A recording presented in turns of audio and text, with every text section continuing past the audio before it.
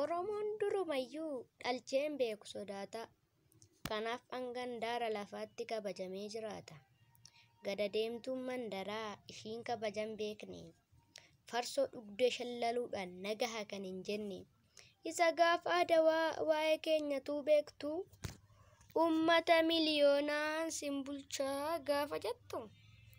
Nindira badaa keessa lalisaatti simannee. Rakkoo ishee furre malee keenya kamitti mannee. Erga safuu wallaaltee boolla nuuf qotuuf kaate. Maaf callistee laaltaree itti cabsi abbaate. Maqaa meeqa nuuf laattee yoo nuun jetteyyuu gaallaa. Nuti osoma duuneeyyuu reeffaan jiraashii caalla. Haa dhuftu abbaan feete wal jijjiittee dabaree. Oromoon itti beekootii lola kamtu dibaree. Dubbiin masiinqoo miti barii isa gaafa shallalu. Yoo abduun ta'e malee arbi ilmootti hin galu.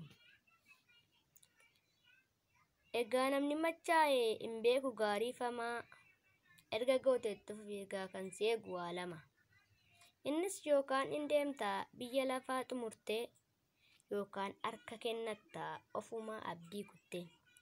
Waa'ee koof hin dhiphatin mataa koo waan hin beekuuf.